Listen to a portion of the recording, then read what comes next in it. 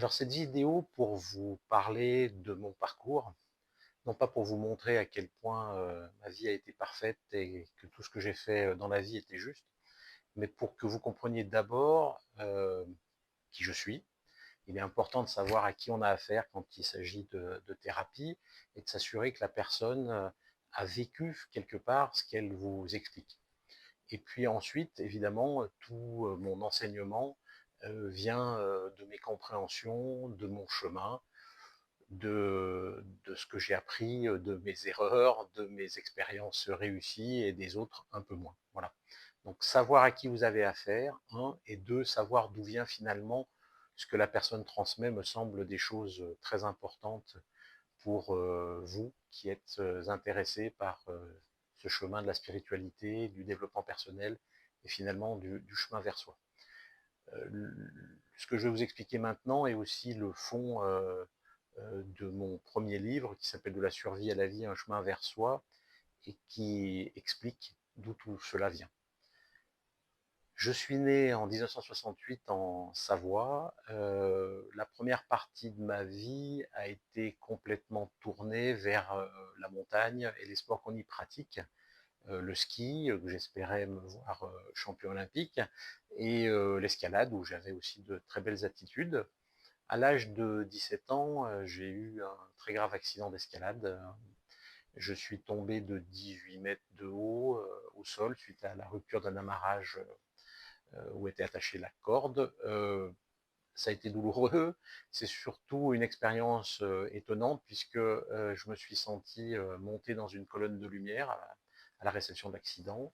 J'ai rencontré, retrouvé mon arrière-grand-mère qui était là et qui m'accueillait. Donc j'ai demandé ce qui se passait. Elle m'a dit bah, c'est fini. Je lui ai demandé qu'est-ce qui était fini. Elle m'a dit de regarder en bas et j'ai vu mon corps allongé. J'ai vu les gens s'agiter autour de mon corps. J'avoue que la sensation que j'avais dans cette montée, dans cette colonne de lumière, et là-bas, face à mon arrière-grand-mère, c'était quelque chose de plutôt agréable. J'ai compris aussi par la suite que cette arrière-grand-mère était la seule personne connue, décédée, donc de ma vie, à ce moment-là. Donc c'était sûrement pour ça que c'était elle qui m'accueillait. Elle me gardait quand j'étais enfant, on avait un lien assez proche, donc je pense que ça confirme ce que on peut lire dans des livres comme La vie après la vie du docteur Moody's. On est accompagné ou reçu de l'autre côté par des gens qu'on connaît, des gens qu'on aime, pour être sécurisé, pour se sentir bien aussi. Voilà. Alors, voyant mon corps en bas, j'ai eu des pensées pour mes parents, pour ma sœur, pour plein d'images de ma vie, courtes, certes, jusqu'à là, mais quand même réelles. Et je lui ai dit, non, non, je dois redescendre. Elle m'a dit, mais il n'y a pas de problème. Je lui ai dit, ah bon, on a le choix. Elle me dit, oui, on a toujours le choix. Et là, je me suis ressenti retomber dans mon corps. Il y a eu un soubresaut dans mon corps. J'ai pu ouvrir les yeux. Ce qui est intéressant aussi, c'est que euh, pour les sceptiques, quand j'étais ces 30 ou 40 mètres de haut, là, en face à mon arrière-grand-mère, j'ai vu les scènes qui se passaient en bas. Or, en bas, mon corps avait les yeux fermés. Donc, les théories comme quoi c'est simplement des mouvements électriques du cerveau me semblent peu crédibles. Mais ça, c'est pas grave. Je suis pas là pour convaincre qui que ce soit. Je vous explique simplement mon vécu. Ensuite, bon, ça a été une période douloureuse puisque j'avais 5 vertèbres fracturées, le bassin, le pied gauche. Les médecins pensaient que je ne remarcherais pas et la vie a été gentille avec moi puisqu'elle m'a permis de remarcher très rapidement et de me remettre très vite. J'ai repris le sport à fond parce que j'avais pas compris la leçon.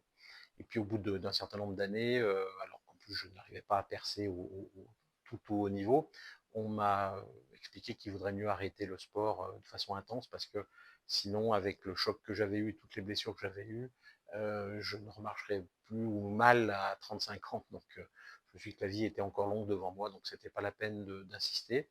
Le système scolaire français qu'on critique bien souvent a des choses bien faites puisqu'il existe des passerelles pour, par exemple, les sportifs de niveau, les personnes qui ont eu des expériences professionnelles. Et donc, j'ai pu intégrer comme ça l'École supérieure de commerce de Paris, qui est avec HEC et SEC, les meilleures écoles de business françaises. Et donc, je me suis retrouvé à Paris à reprendre des études à 23 ans. C'était particulier.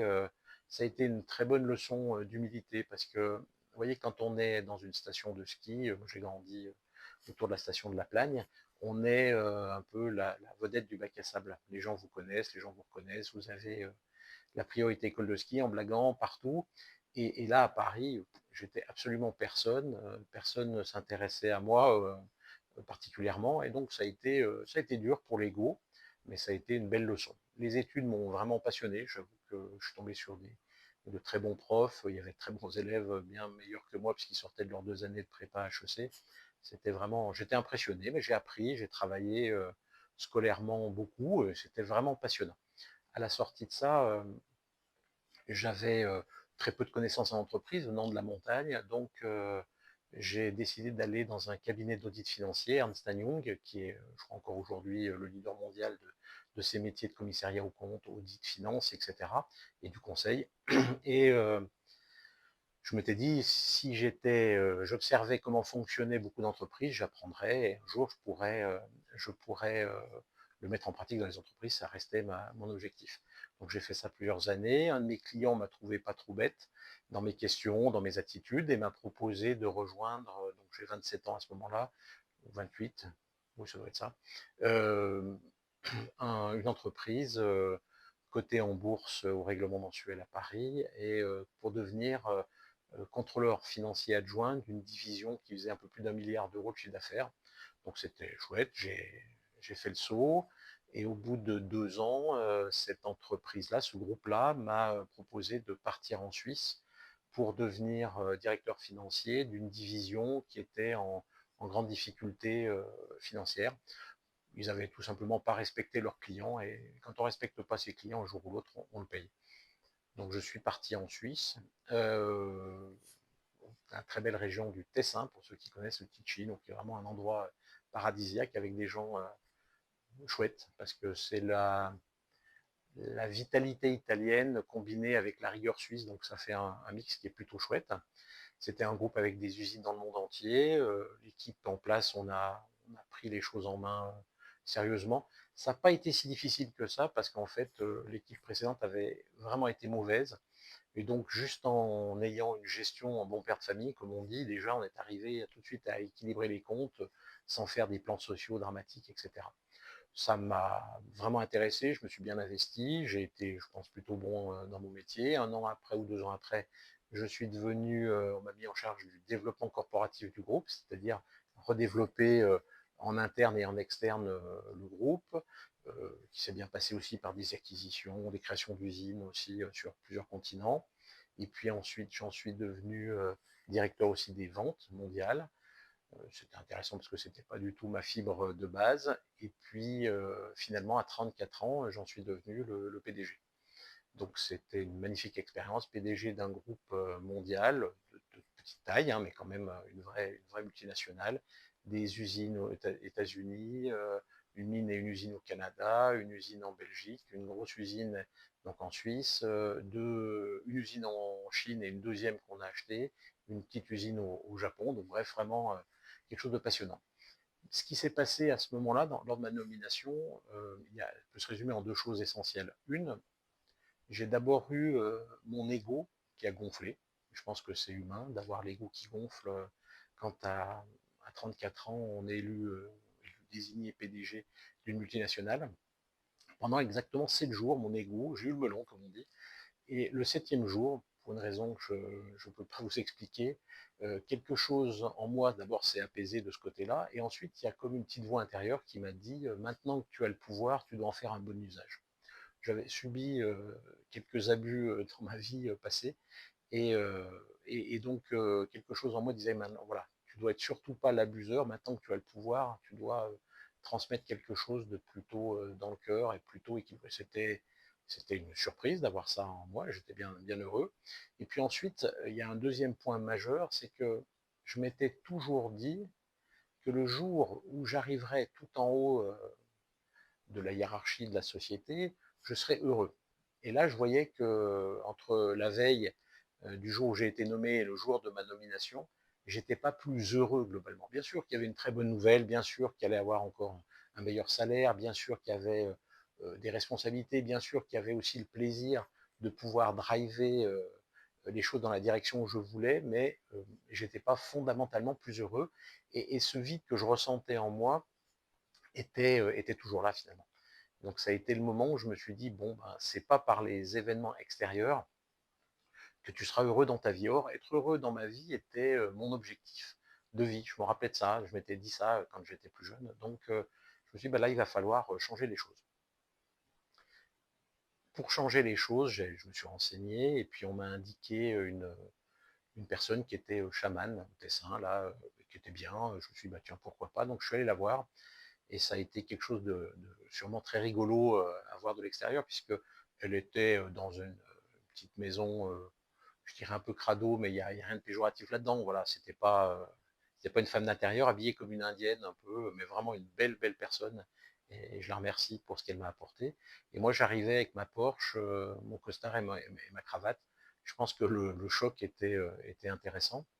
Et puis elle, tout de suite, elle m'a dit, oh, mais là, vous avez le don de guérison. Je dis, bon, qu'est-ce qu'elle me dit, cette dame? Elle doit dire ça pour me flatter, voilà, il n'y a pas de raison. Elle m'a dit, mais est-ce que quand vous avez eu votre accident d'escalade, par exemple, vous êtes remis vite? Je dis, ben, effectivement, on m'avait promis des mois d'hôpital, au bout de 14 jours, j'étais à la maison, des mois de plâtre, au bout de 30 jours, ou 34 jours, on m'a enlevé les plâtres pour mes vertèbres. Je dis, bah oui, plutôt. Elle me dit, mais ça, vous avez fait de l'auto-guérison. Bon, j'étais un peu sceptique, mais j'ai commencé le travail, ce travail de nettoyage, de prise de conscience aussi. J'ai pris conscience de beaucoup de mes schémas, qu'en fait, j'avais un immense manque d'amour de moi. Ce qui est drôle, c'est que si vous parlez à des gens qui m'ont connu à cette époque-là, ils vous auraient dit, mais Eric, il a une super confiance en lui, il est même peut-être orgueilleux, mais il a vraiment une estime de lui phénoménale. La réalité était tout autre. Je pense qu'au fond de moi, j'ai pris conscience que je ne m'aimais pas et que j'avais vraiment une grande difficulté à ne mais j'avais une grande difficulté à m'aimer autrement qu'à travers le regard des autres. C'était la séduction avec les filles, le regard admiratif, voire même la jalousie de certaines personnes. C'était ce qui me faisait croire ou me donnait l'illusion que j'avais une bonne estime de soi. Et donc, à partir de là, je me suis dit, ben, pas le choix, il va falloir faire un travail profond. Et en parallèle, j'ai fait 2 années où j'étais PDG et où je faisais ce travail personnel. Je supportais de moins en moins, on va dire quoi, la voracité d'actionnaires qui avaient une exigence purement financière. Or, pour moi, le rôle de l'entreprise, certes, c'est de récompenser ses actionnaires financièrement, entre autres, mais c'est aussi respecter les employés qui font le boulot au quotidien, d'aussi de s'assurer de la pérennité de leurs emplois, parce que personnellement, quand j'étais PDG, j'aurais pu trouver un travail ailleurs sans trop de problèmes. Les gens qui travaillent dans une usine au fin fond de la Suisse, si l'usine ferme, ça va être très difficile de retrouver un emploi comme ça. Donc, je trouvais qu'on avait des responsabilités dans ce domaine-là et ce n'était pas du tout entendu par nos actionnaires. Et puis, il y avait un manque de cohérence qui était lié, pareil, à leurs ambitions personnelles. Je me rappelle d'une année où, par exemple, on nous avait imposé de donner qu'une augmentation de 1% à tous les salariés mondiaux. Donc, j'étais allé voir les gens et il y a des endroits où l'inflation était supérieure à 1%. Et je leur avais expliqué que, ben non, il allait falloir se serrer la ceinture. Ça avait été accepté parce que j'étais allé le voir, parce que j'avais expliqué pourquoi. Et quand moi j'étais allé à Paris voir les actionnaires, ils m'avaient donné une augmentation de 7%. Donc j'avais dit, ah ben non, non, non, moi je veux 1% comme tout le monde. Elle dit, mais on s'en fout, les gens ne sauront pas. Mais je dis, moi je le sais, et je vais les croiser tous les jours dans les différentes usines, les employés. Donc non, je veux pouvoir les regarder dans les yeux en sachant que j'ai été traité de la même façon, en sachant que j'avais déjà pas de problème au quotidien. Et je trouvais absolument aberrant que moi qui avais déjà pas de problème, j'ai une grosse augmentation de salaire alors que des gens qui avaient des fois du mal à boucler leur fin de mois soient finalement moins bien traités que moi. Je suis passé un peu pour un fou, mais c'est pas grave, vraiment, je suis très heureux d'avoir fait comme ça. Et puis ensuite, il y avait une incohérence, on nous demandait, pour augmenter les profits, de réduire les coûts, et de l'autre côté, on nous a donné, ça a été vraiment pour moi la goutte d'eau qui a fait déborder le vase, on nous a proposé pour les patrons des différents départements ou divisions un séminaire de 5 jours en Jamaïque, donc des cadres du monde entier. On est parti en Jamaïque, dans un superbe resort, ça a dû coûter une fortune. Et je me suis dit, mais qu'est-ce que je fais là? Voilà, ça ne correspond plus à mes valeurs. Non, j'en peux plus. Et donc là, je me suis dit, ben, l'argent que j'avais gagné et bien géré devait être source de liberté. Une liberté de choix, une liberté de faire les choses aussi en conscience. Et donc, j'ai décidé de démissionner de tout pour entreprendre le chemin vers moi. Donc voilà, donc ça a été une décision très importante que je ne regrette aucunement. La suite au deuxième épisode.